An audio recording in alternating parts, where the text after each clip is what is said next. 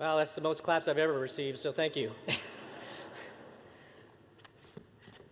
Well, it's quite an honor, and I just want to say, starting off, distinguished visitors, commanders, chiefs, airmen, families, honored guests, this is absolutely a bloody good evening.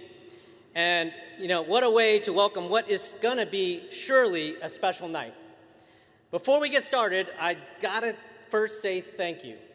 Thank you to Lieutenant Colonel Jessica Snyder, Chief Master Sergeant Brandon Smith, as well as every single member associated with organizing this amazing event.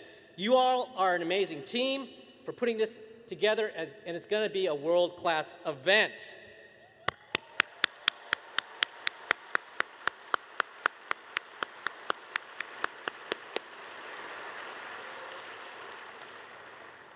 Now, it's pretty hard to say this, but I hope you believe it. It is absolutely, truly humbling to stand before all of you and represent you, because you are the best, the brightest our great nation has to offer.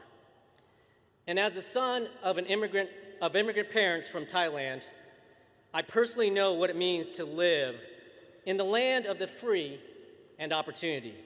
So thank you, Mom and Dad. Please stay strong. We're going to see you next month. Now, tonight is a demonstration of the strength of relationships, as every single one of you has played a crucial part in ensuring tonight's success. From the Pathfinders, to the Air Commandos, to the Liberty Wing, Team Recon, Air Mobility Command, and, with a little bias, my fellow Bloody Hundreds family members.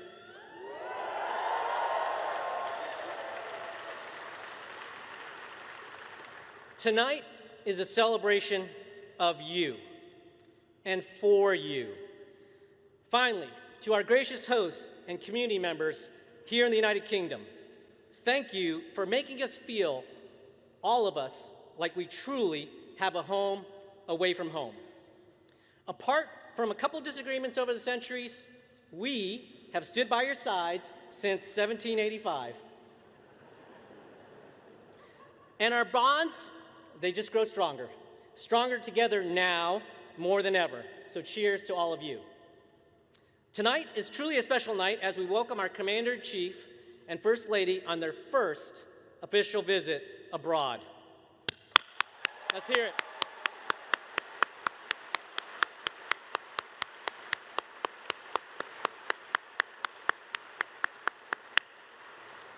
So why here? Why pick a tiny cluster of bases across the pond? Despite our small footprint in East Anglia, we have a far-reaching impact that assures our nation's ability to fly, fight, and win with air power anytime and anywhere. And despite our diverse mission sets, we are all masters of our domain, masters of the air, cyber, and space. And we provide a true competitive advantage that our nation absolutely can depend on. But let me ask you this, who is it that we depend upon the most? For some of us, the answer is on the other side of a SATCOM phone call while serving in an undisclosed location. For others, it's on the other side of a swing shift, waiting with a hot meal, or after a TDY, waiting in the cell phone lot at Heathrow. For far too many of us, it's hiding in plain sight, just on the other side of a work laptop. But tonight, we're blessed to have the cornerstone of our success right by our sides. Right here in this transformed hangar, it's our families, because families matter most. Now, on paper, we may call them dependents. But if you ask me, the success we experience day in and day out is because of their sacrifices on the home front and their rare ability to improvise, overcome, and adapt. It's an education in sacrifice that our first guest tonight has worked to highlight to others throughout her career in public service. And as an educator, she has promoted as an example of what resilience in the face of adversity looks like. She, like all of us, has been forever inspired by her families and recognizes their unwavering commitment to our service, as well as the success that sacrifice preserves. So, without further ado, it's my distinct honor and privilege to introduce a real advocate for our nation's true heroes, and as long as she'll adopt us, the newest member of the Bloody Hundredth, U.S. Visiting Forces family. Ladies and gentlemen, please stand, and family members, please rise for the playing of Ruffles and Flourishes.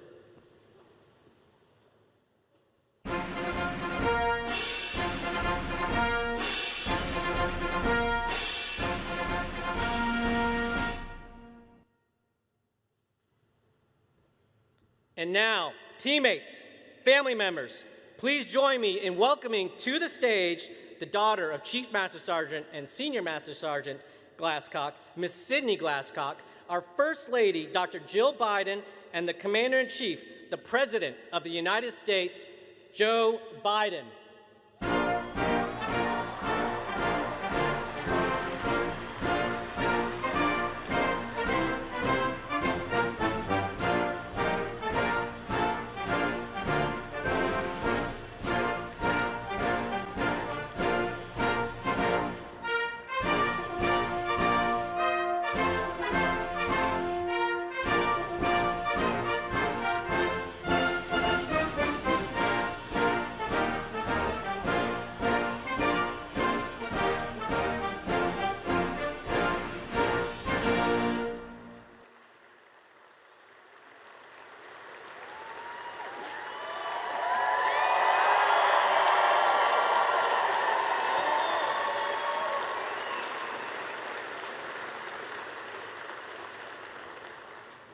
Wow, what a warm welcome, Colonel Pennanon. And thank you and Melissa for all that you've done to lead and serve at this base. And congratulations on your new post at the U.S. Transportation Command. You know, it's wonderful to be here at Mildenhall. And for all the little kids here, I hope you enjoyed your movie, did you? Yeah? Okay.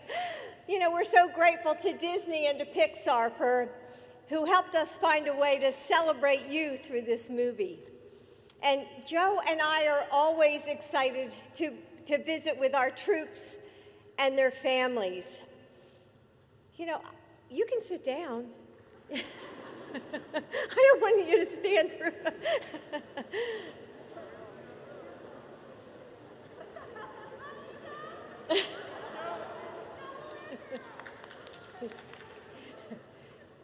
Joe, pay attention.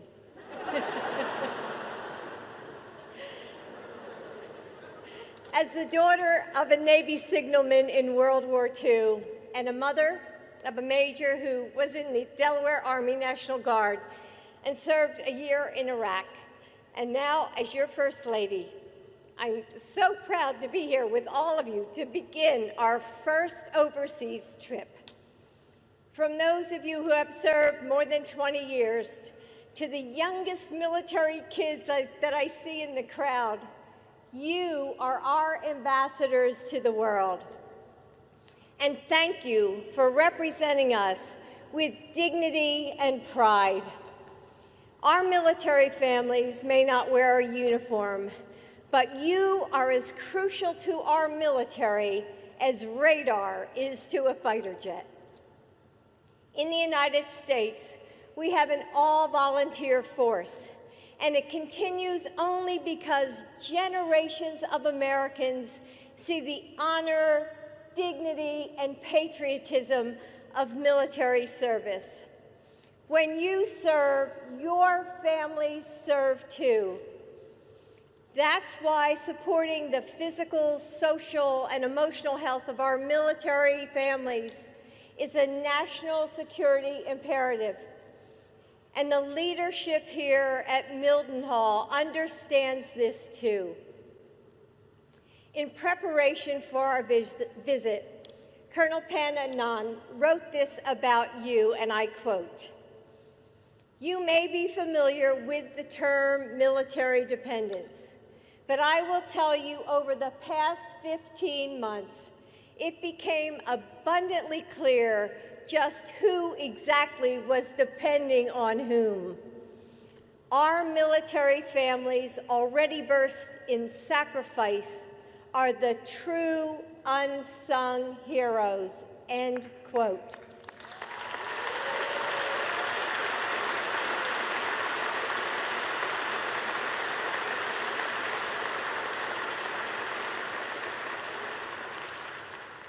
And the Colonel is right, you are heroes. And you're Commander-in-Chief, and I believe that as well. And that's why supporting you is so personal to us and one of my top priorities.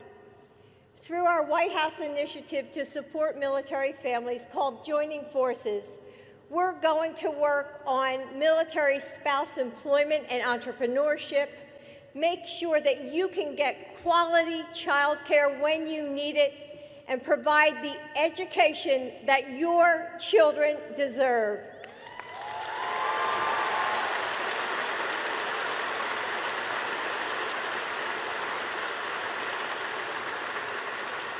Finally, no one has more strength and grit and resilience than our military families.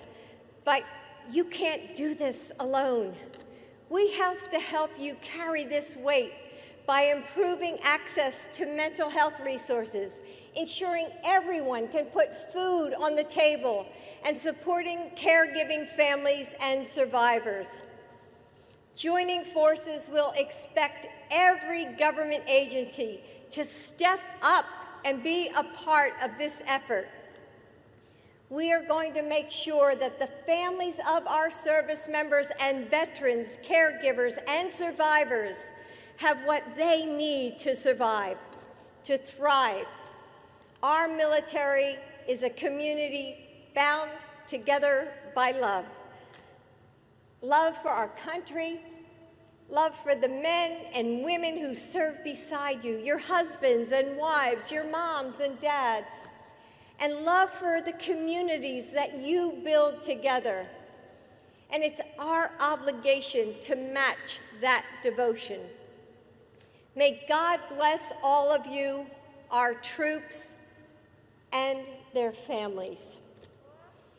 And now, I'm excited to welcome our next speaker, someone who is so familiar with what it means to be a part of a military family, Sydney Glasscock.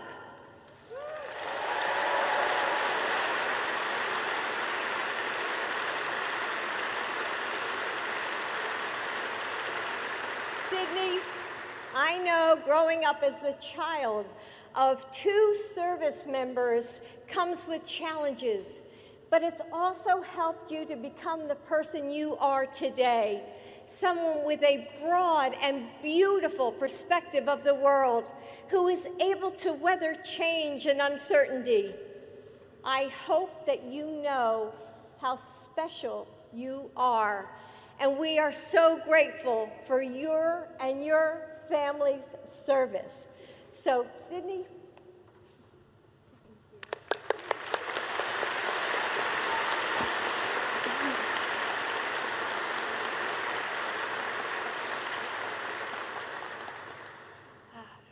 Thank you, Dr. Biden, for the introduction, all the support you've shown for our military families, and your amazing words tonight. Let's give her another round of applause.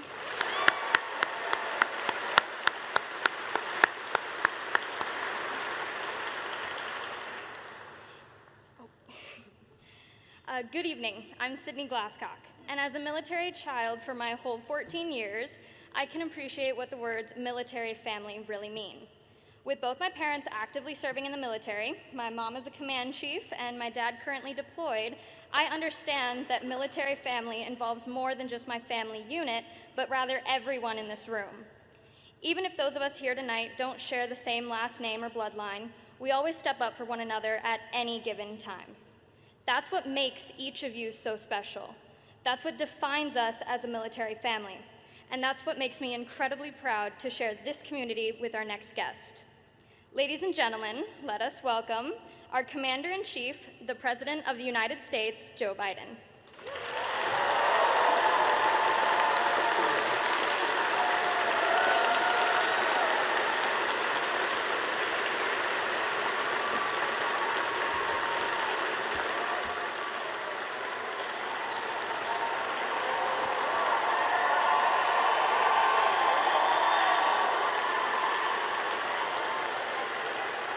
Hello, Mildenhall. Colonel, thank you for that introduction and your service leading this team in such a difficult time. Because we know that there's a whole family who serves. I also want to thank Melissa. I know your next assignment as U.S. Transportation Command starts soon. So congratulations and thank you, thank you, thank you. And Sydney, you're 14 years old. When I was 14, if you, please, at ease. I keep forgetting I'm president.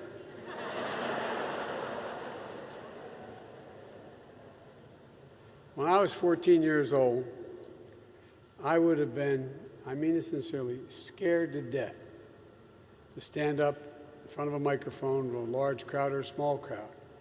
See, when I was a child, I used to stutter badly. For real.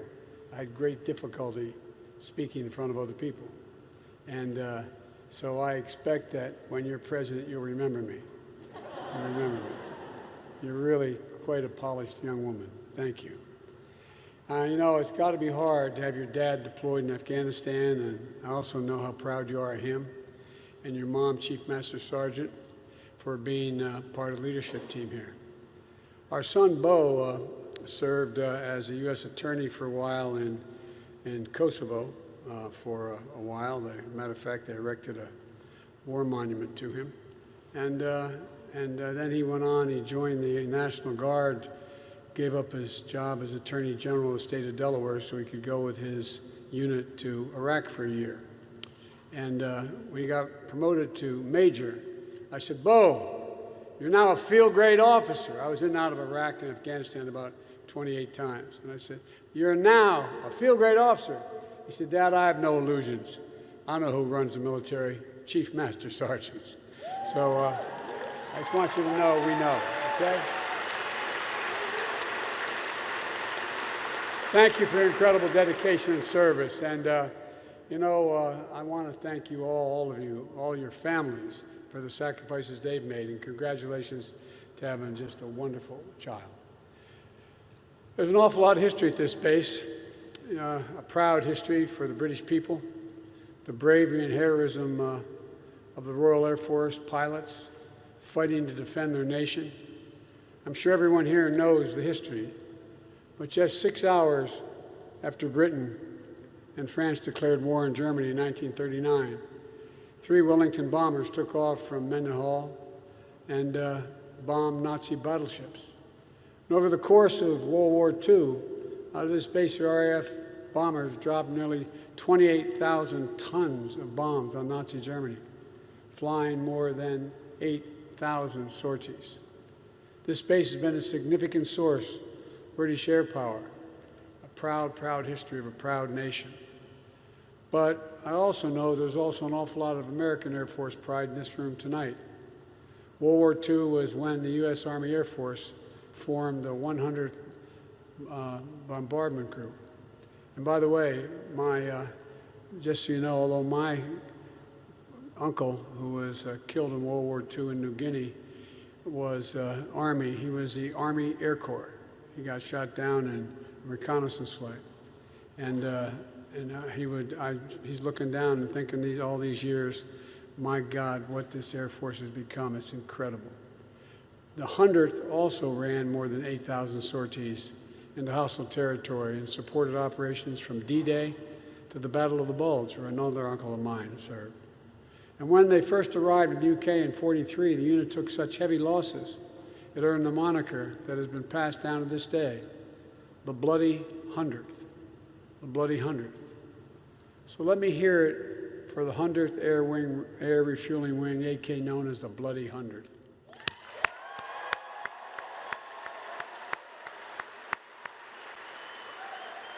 about 352nd Special Operations Wing?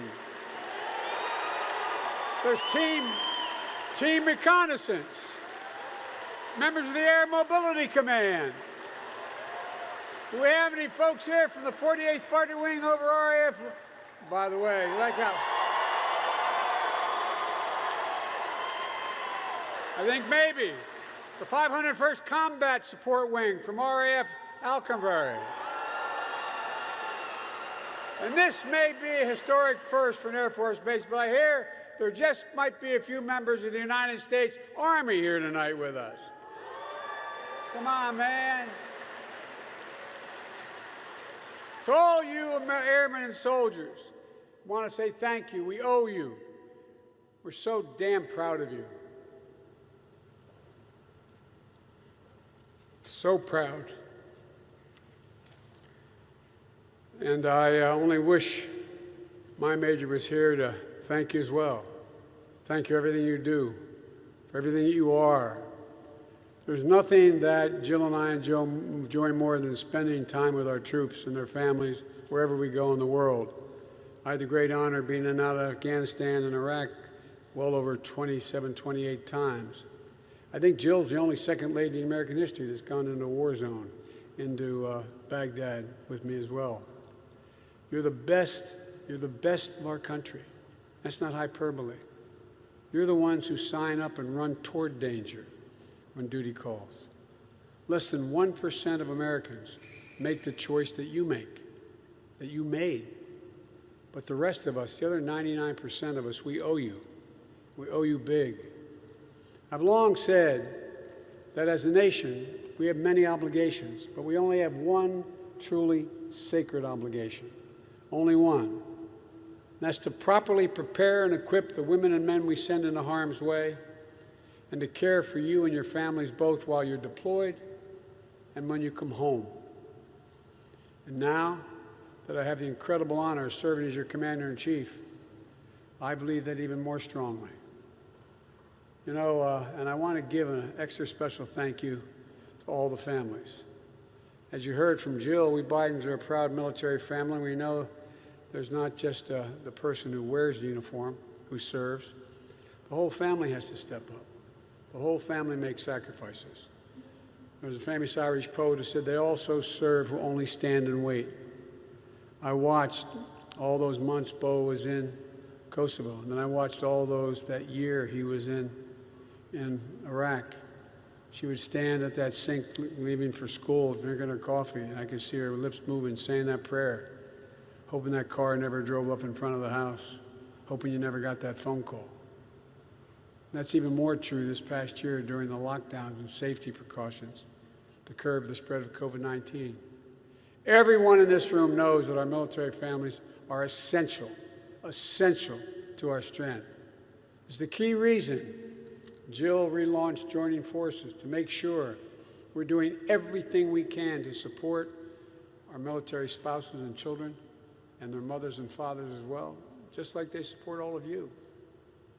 You know, you not only did an amazing job keeping COVID-19 under control on the base, you took care of each other and your mental health throughout the initiatives like your spouse-to-spouse connection and your wellness advocacy team.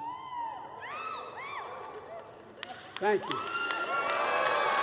Thank you.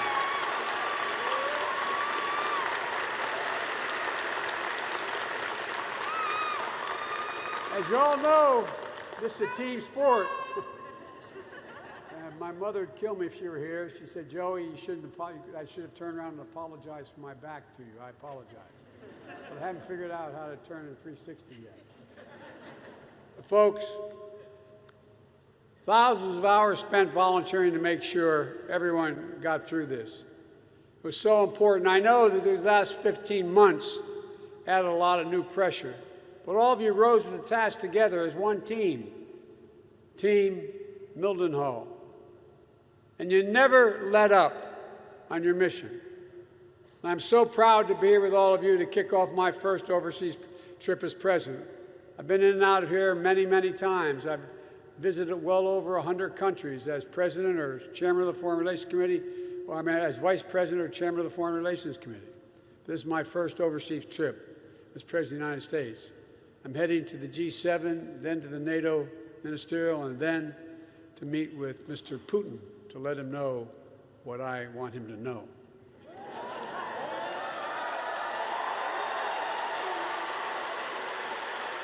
And at every point along the way, we're going to make it clear that the United States is back and democracies of the world are standing together to tackle the toughest challenges and the issues that matter most to our future. That we're committed to leading with strength, defending our values, and delivering for our people.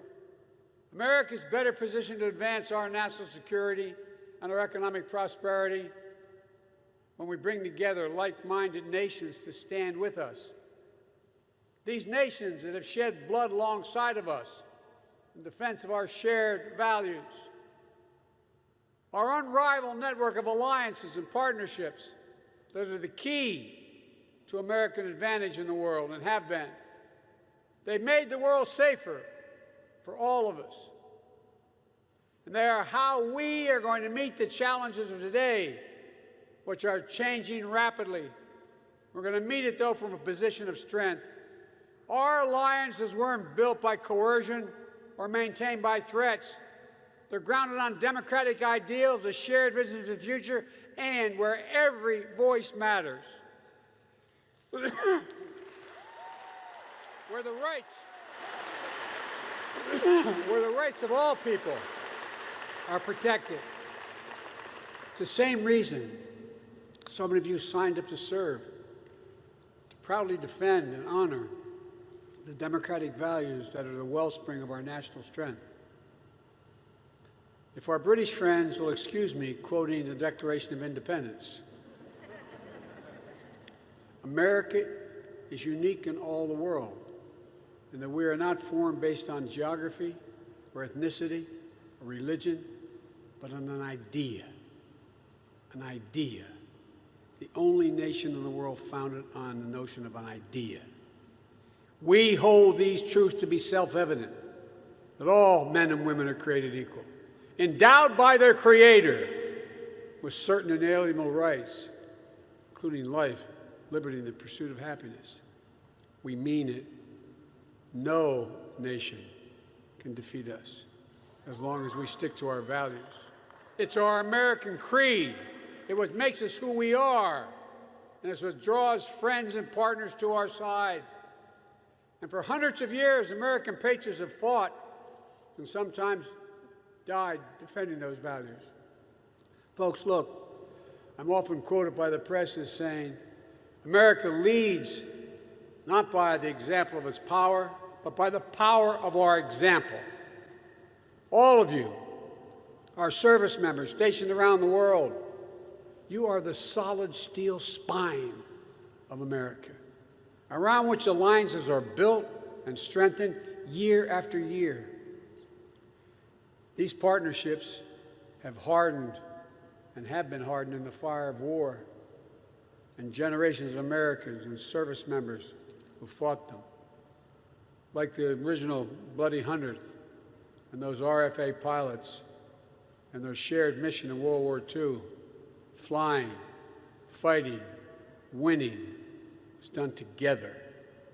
These bonds of history and shared sacrifice run deep and are strong, based on values, and they endure.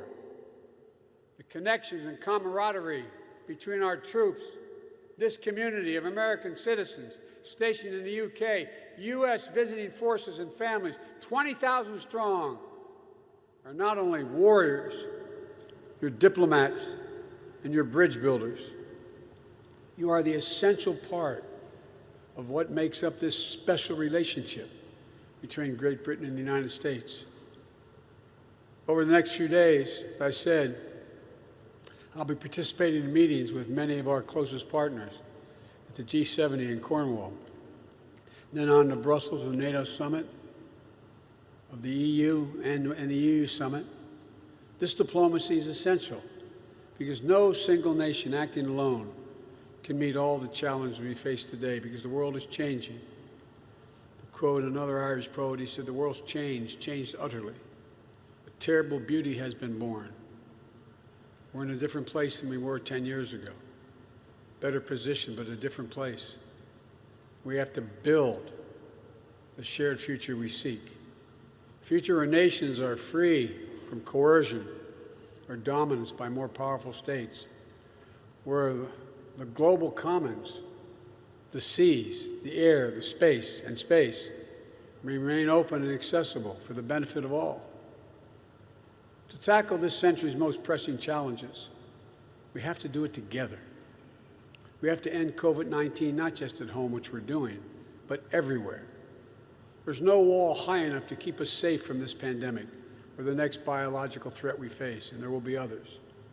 That requires coordinated, multilateral action. We must all commit to an ambitious climate action if we're going to prevent the worst impacts of climate change, limiting global warming to no more than 1.5 degrees Celsius, and lead the global transition to clean energy technology. You know, when I went over in the tank in the Pentagon, when I first was elected vice president with President Obama, the military sat us down to let us know what the greatest threats facing America were, the greatest physical threats. This is not a joke. You know what the Joint Chiefs told us the greatest threat facing America was? Global warming. Because there'll be significant population movements, fights over land, millions of people leaving places because they're literally sinking below the sea in Indonesia because of the fights over what is arable land anymore. With the G7, we plan to launch an ambitious effort to support resilience and development around the world by investing in high-quality, high-standard physical, digital, and health infrastructures. We have to make sure that new technologies and norms of conduct in cyberspace are established, including addressing the growing threat of ransomware attacks. They're governed by our democratic values, not by the autocrats who are letting it happen. These are all critical national security issues in 2021. And we're going to be driving this agenda together with our G7 partners. In Brussels, I will make it clear that the United States' commitment to our NATO alliance in Article 5 is rock solid. It's a sacred obligation we have under Article 5. The U.S. and the U.K. are both founding members of NATO, the strongest military and political alliance in the history of the world, and that's not hyperbole. Our troops have stood shoulder to shoulder around the world, including serving bravely in the mountains of Afghanistan for the past 20 years. Our NATO allies have had our backs when it mattered, just like we've had theirs when it's mattered. And now we need to modernize our alliance, investing in our critical infrastructure, our cyber capabilities, and to keep us secure against every threat we've faced over the last decade and the new challenges we're about to face as well. With the European Union leaders, I'll discuss how the United States can work with Europe to address a full range of issues that require the full strength of our transatlantic partnership, including working together to shape the new rules for the 21st century economies. And only after these meetings with our closest democratic partners to develop a common agenda and renewed purpose, I'll travel to Geneva to sit down with the man I've spent time with before, President Vladimir Putin. We're not seeking conflict with Russia. We want a stable, predictable relationship. Our two nations share incredible responsibilities, and among them, ensuring strategic stability and upholding arms control agreements. I take that responsibility seriously. But I've been clear, the United States will respond in a robust and meaningful way when the Russian government engages in harmful activities. We've already demonstrated that. I'm going to communicate that there are consequences for violating the sovereignty of democracies in the United States and Europe and elsewhere. I'm going to be clear that the transatlantic alliance will remain vital, a vital source of strength for the UK, Europe, and the United States. I'm going to make sure there's no doubt as whether the United States will rise in defense of our most deeply held values and our fundamental interests. Here's why this all matters so much right now.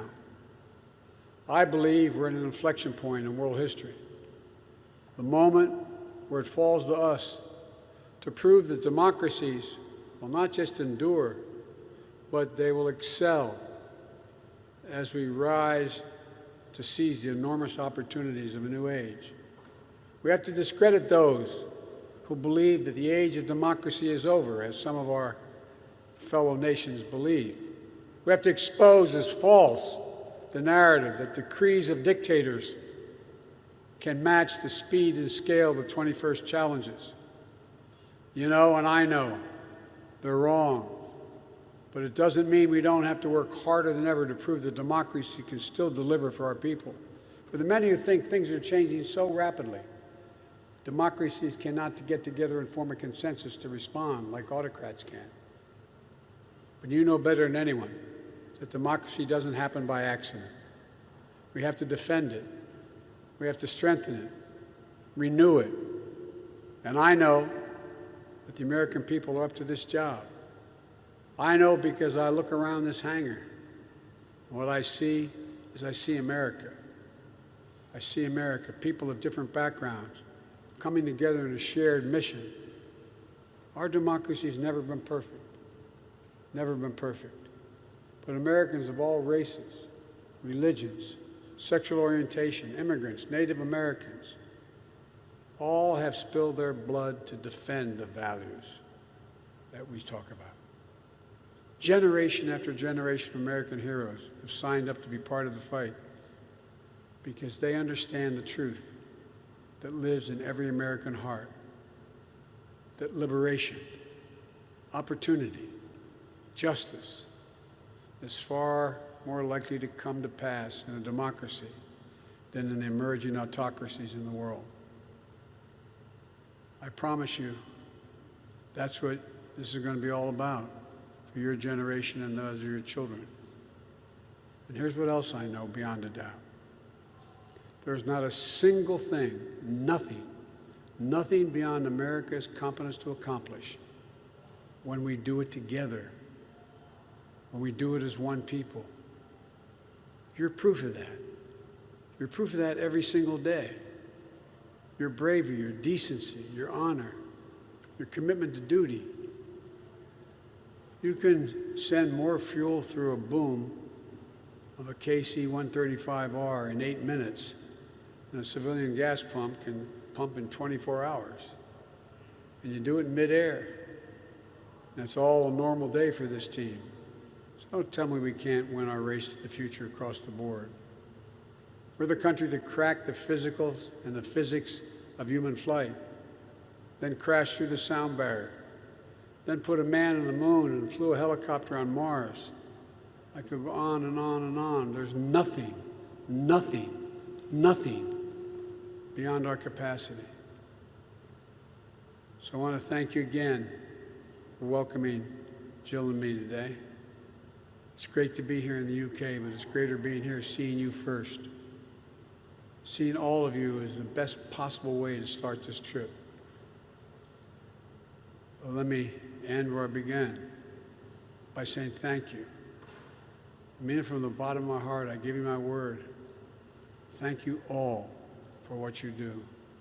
Thank you all for your understanding that we're a nation based on values. Thank you all for protecting us all. May God bless you all, and may God protect our troops. Thank you, and God bless.